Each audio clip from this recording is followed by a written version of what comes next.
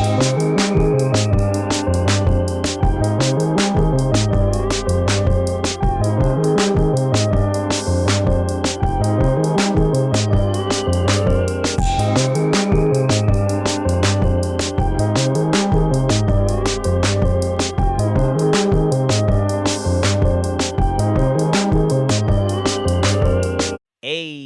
what up, everybody? Welcome back to the show.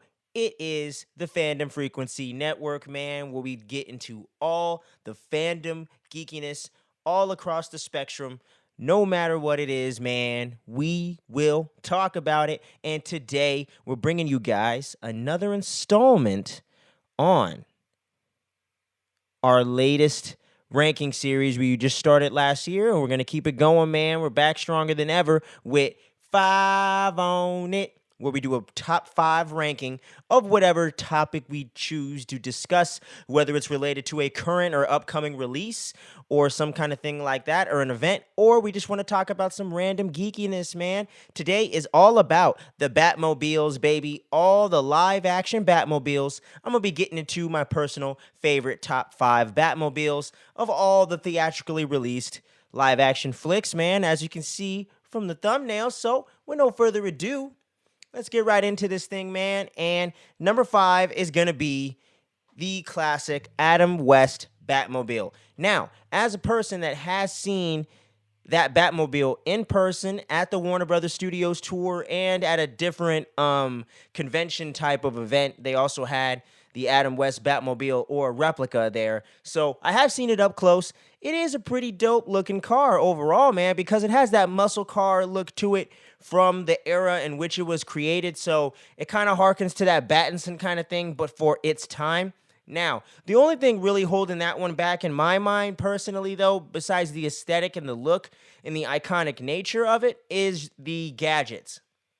Now, the gadgets aren't anything to write home about or anything to get super excited about. It is really low tech in that regard, but that's where Batman was at that time, at that era. So I don't hold that against it like too strongly, but it is something you have to consider when you're talking about the other live action Batmobiles, because all the rest of them do have cool gadgets, you know, from Keaton to Battinson. They all have really cool gadgets and different things that they can do and different capabilities and things that the filmmakers brought to their version of the particular Batmobile. So Adam West's Batmobile isn't lame by any stretch of the imagination or in any way to me personally, but it's got to come in at number 5. So we're going to roll right in to number 4, man, and that is the Dark Knight Trilogy Tumbler itself. Now, the big thing holding this one back, and I think a lot of other Batman fans like myself would agree, but hey, if you disagree with this point, let me know in the comments section. But I don't love the visual look and aesthetic of that Batmobile. It's frankly just really ugly. You know what I'm saying? It's very tank looking, and I understand for that version, that's exactly what Chris Nolan was going for. But for me, when you look at it in a vacuum, kind of onto itself, it doesn't even look like a Batmobile. It just looks like some crazy new tech that the army created or something, or that the U.S. military just made. And that's exactly what they're doing. But to me, you're just getting way too far away from what a Batmobile is kind of supposed to look like. But on the brighter side of things, a lot of the capabilities and the gadgets and the different tech that it has on the Tumbler is freaking dope, man. Like the bat cycle that comes out of that thing, and like in Dark Knight when they're on that epic car chase, which is one of my favorite scenes of any Batman movie and any movie period. So you gotta love the Tumbler, man. Going from building to building in either the Dark Knight or Dark Knight Rises, and just the the freaking Batwing right there, like it's not a car. You know what I'm saying? Like all that stuff is really dope. I love the tech and the gadgets with the Tumbler Batmobile, and it's pretty cool and badass looking when you see it in person for sure. But overall, I just don't love it as much as the top 3. So I gotta put the Tumbler at number 4. We're going to get right into the top 3 right here, man. And with no further ado, yo, it's the Batfleck Snyder Batmobile from BVS and both versions of the Justice League. But we only like to talk about the Snyder Cut around here. So overall, man, it's a pretty cool Batmobile. Like, I can't knock it fully because in a certain way, it kind of takes that Tumblr aesthetic, but gets a little bit closer to what a Batmobile traditionally looks like. So I like it overall. It's not like ugly or super dope. It's kind of in the middle for me personally, but I really love the gadgets and the way that it's filmed by Snyder in his movies, and the whole chase scene in BVS when he's dragging cars around and ends up running into Superman and shit like that. Really cool action scenes with the Batmobile overall. And on film, it does look really cool in action. I would just stay in still photos and stuff like that, or the collectible figures, or the what's the word I'm looking for? Or the kits, you know what I'm saying?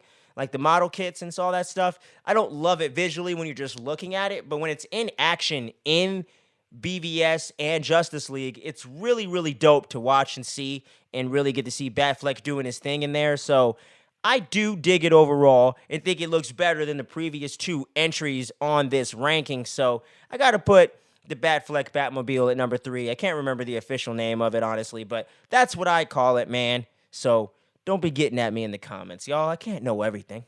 But going right along here, top 2, y'all know what it's coming down to. It's definitely Batman and Robin. No, it's going to be Keaton's Batmobile, the Burtonverse Batmobile, at number 2.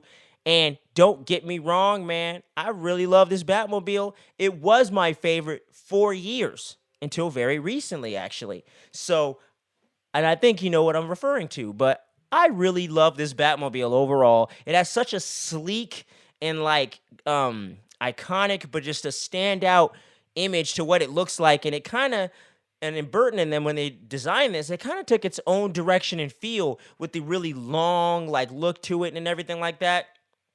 And I just really like this Batmobile overall with the wings on the back. And it has some tech and gadgets going on, you know what I'm saying? Nothing too crazy, but it does have some of that Batmobile flavor you want from a Batmobile. There's some pretty cool chase scenes with it overall, and that's the one thing kind of holding it back. I don't think there's any like super iconic or dope like chase scenes with the Batmobile, with Keaton's Batmobile in those first 2 films back in the day, man.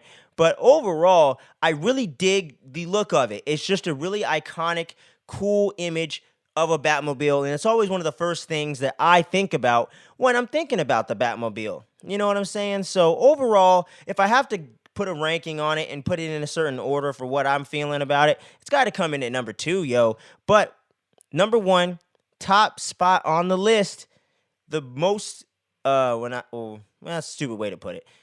Anyway, the brand new, the latest Batmobile to hit the Batman universe, Battinson's new low-tech Batmobile. I fucking love this thing, man. From the first image they dropped online when they were talking about this movie back when they were just, in production and all that stuff, I loved it.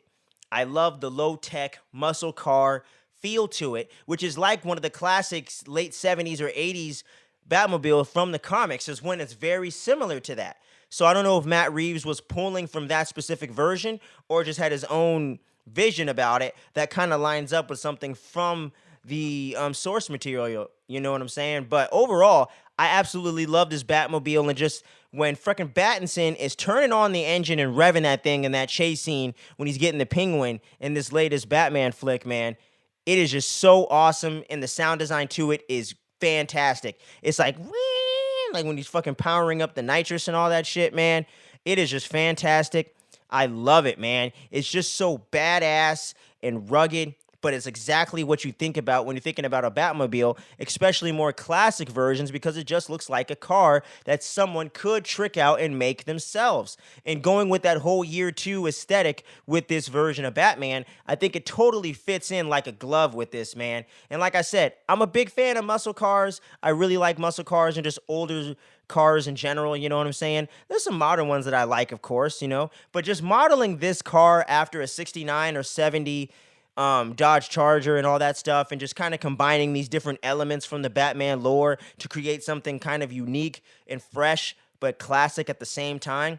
It just really fits well, and I just really dig it overall, man. And for a long time, and for years to come, man, this is gonna be my favorite Batmobile of all time. But holla at me in the comments, y'all. What's your top 5 list of your Batmobiles? What are your favorites? Let me know. I want to get into a discussion with y'all. And thanks for showing so much love to the channel and the podcast network overall. We always really appreciate you guys over here at the Fandom Frequency Network, man. But until next time, make sure you click like and subscribe on this video. Share it with your friends and fam. It's only going to help the show grow, and you're going to feel good helping some good hometown boys, man. We're trying to grow this thing from the ground up, and we can't do it alone. We need your support out there, guys. So make sure you do all that. And if you're listening to this on the podcast feed, make sure you click download before you dip out, man. And we really appreciate all of y'all, man. But make sure you stay safe. And until next time, guys, stay tuned and don't sleep. And we'll catch you on the next one.